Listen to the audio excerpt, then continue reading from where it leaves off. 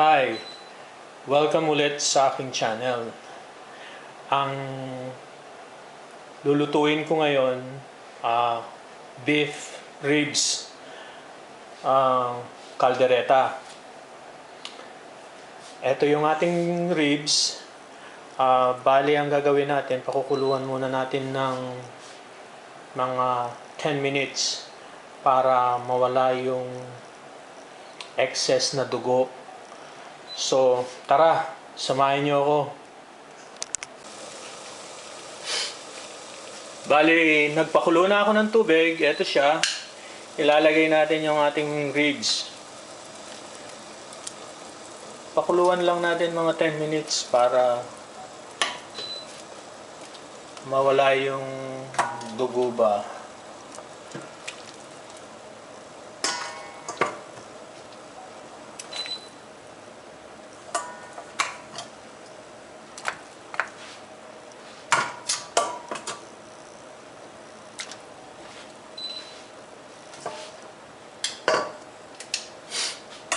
Bali yan, babalikan natin maya-maya ang after 10 minutes.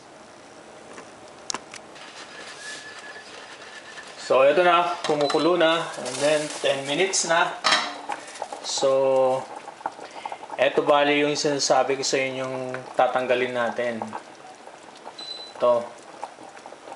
Ayan, ngayon hugasan uli natin, and then pakukuluan uli natin ng i-pressure cooker natin para mas madali, pero hindi sagad sa lambot. Kailangan nating palambutin siya pag ginisa natin siya. Okay, balikan natin uli. Ang susunod ngayon, bali i-pressure cooker natin. Ilagay natin yung ribs.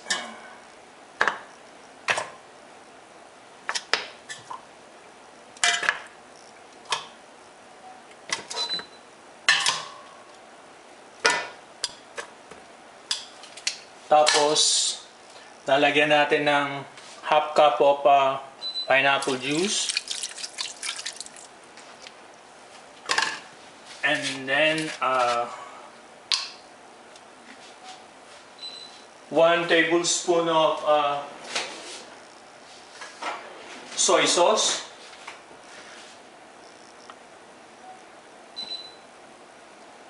One tablespoon. O kaya, dagdagan natin ng isa kalahati pa. 1.5. Tapos, lagyan natin ng pepper.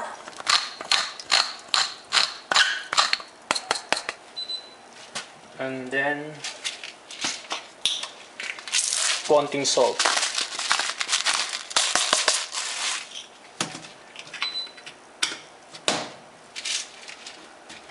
Tapos, lagyan natin ng tubig.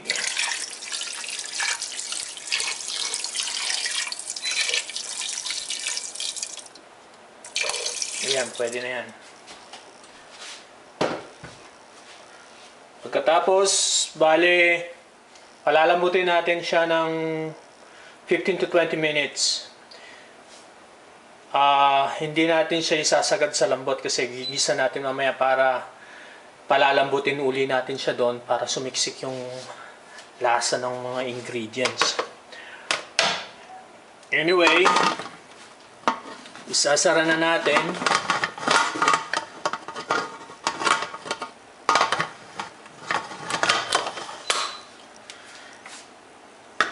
Tapos, balikan uli natin maya-maya. Hi! Balikan natin uli after 20 minutes. So, habang pinapalambot natin yung baka, iiwain natin yung mga ingredients. So, ang unang gagawin natin, itong bawang, bali 4 na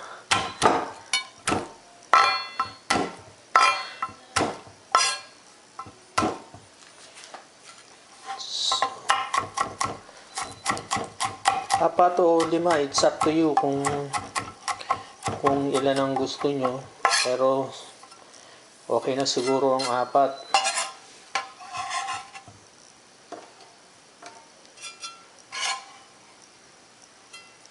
Tapos yung sibuyas natin, kalahati lang.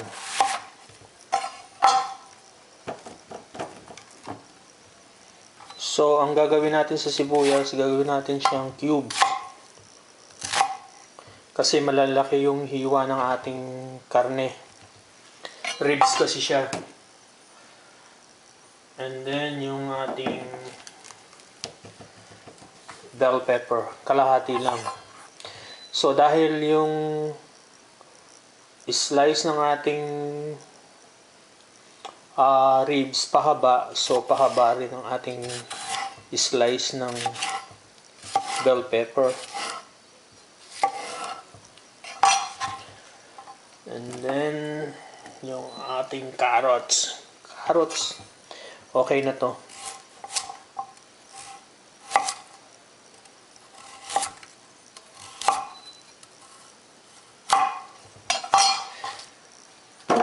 Tapos yung ating patatas, potato,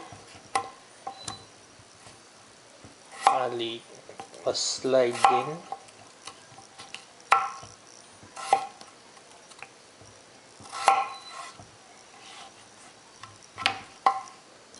Isang patatas lang, okay na.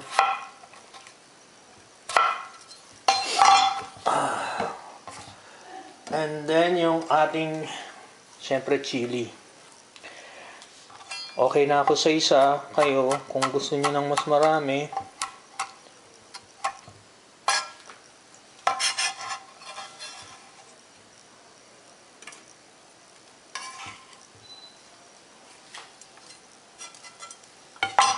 tapos meron tayong chickpeas.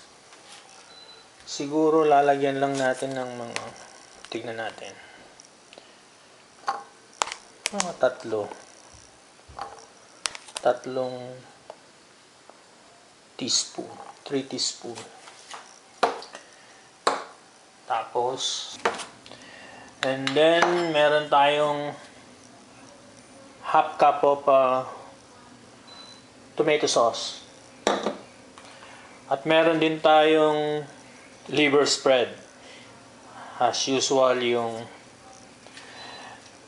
sikat na Rino, kinalakihan. At saka yung ating green peas. So, yung green peas dito, frozen. So, maglalagay tayo. Konti lang. Mga ano lang.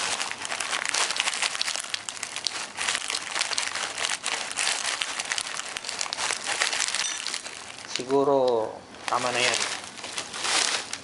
Kasi konti lang naman yung ating ano. Pagkatapos,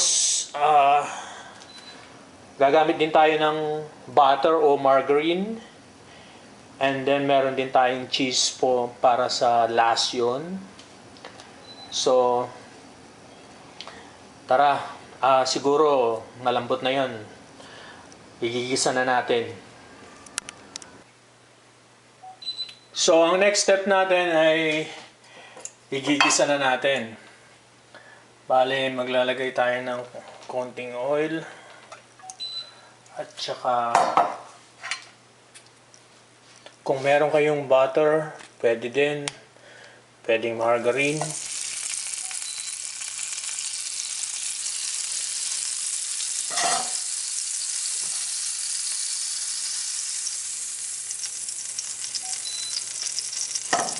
So, hinaan lang natin yung kalan.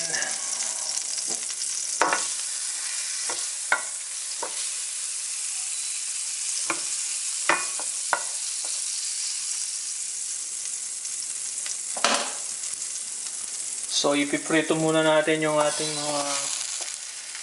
patatas.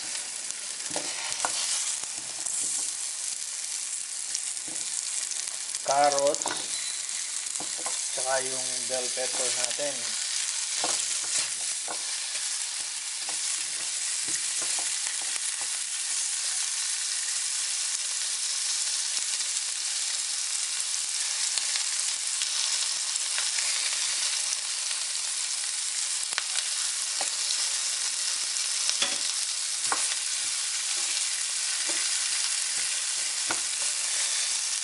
Pagkatapos nito, isusunod natin yung panggigisa.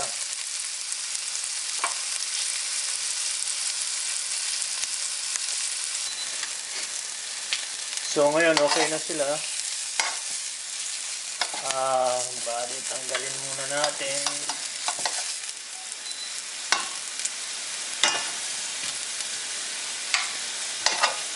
Tapos isusunod natin yung panggigisa.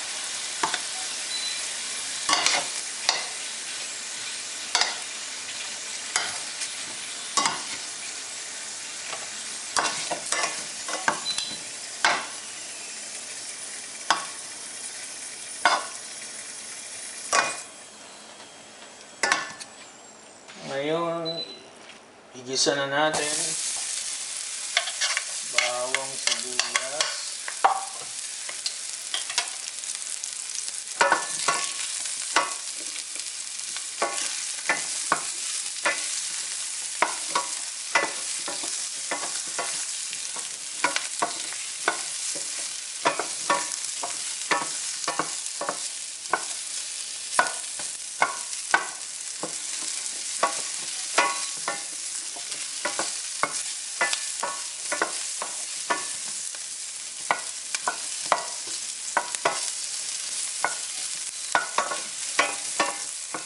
pagkatapos yung tomato sauce.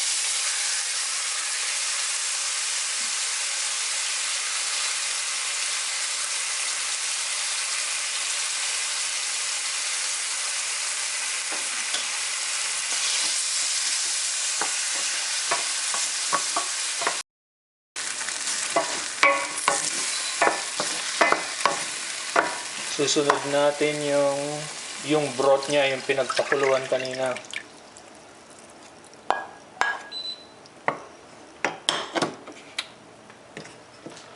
So ngayon, ang isusunod natin ay ilalagay natin itong mga ribs.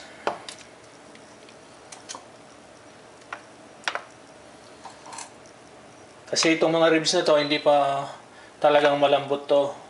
So palalambutin natin dito.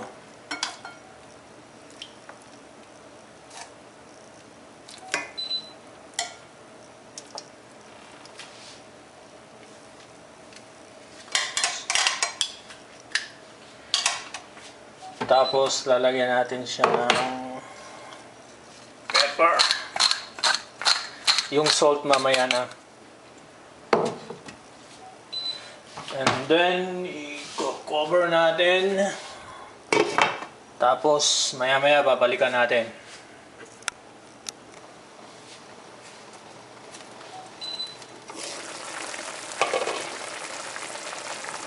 Ilagay na natin yung sili para sumiksik yung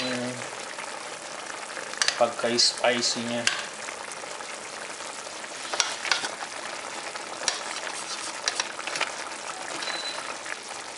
So pag hindi pa rin siya malambot, ngayon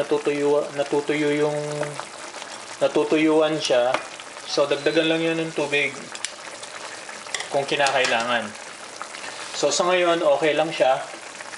Siguro maya-maya, baka hindi pa lumambot, dagdagan natin siya ng tubig.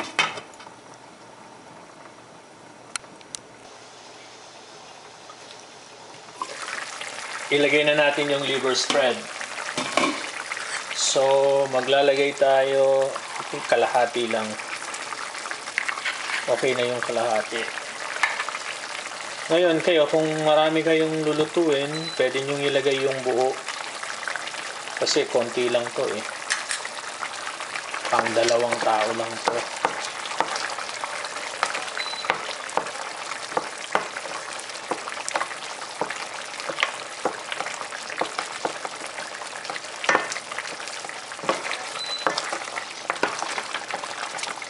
Ayan, medyo lumalapot na. Pag ano na to, maya-maya siguro mga 5 minuto pa, ilalagay na natin yung garbanzos, yung chickpeas, tsaka yung green peas. Balikan natin uli. Pero malapit na siya, malapit nang maluto.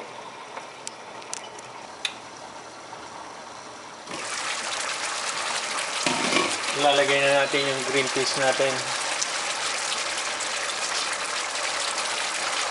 And then yung ating chickpeas. Medyo oh, dumidikit na siya.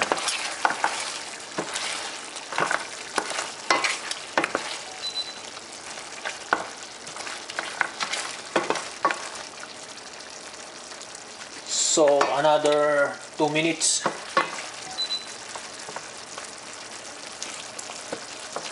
Para maluto yung another 2 minutes.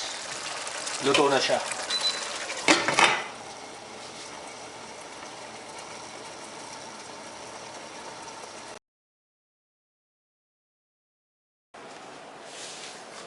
So ngayon, ilalagay na natin sa plate.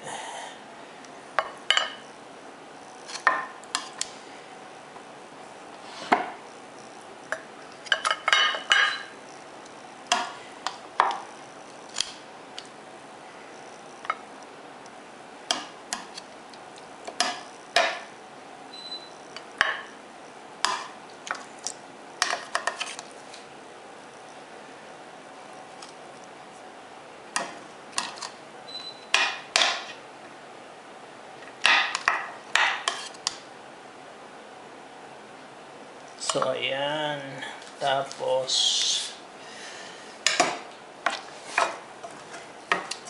ilalagay natin yung sauce.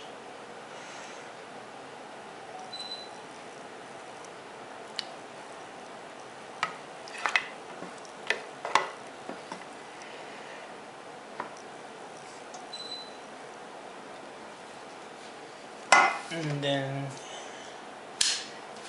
ilalagay natin sa side itong ating veggies.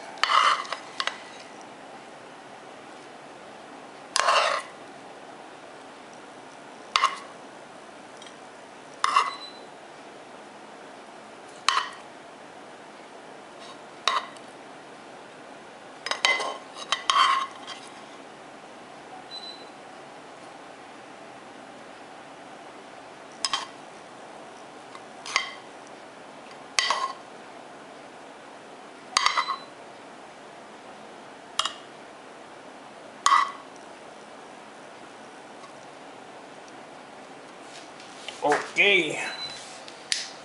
Pagkatapos, ito yung ating last. Yung ating cheese.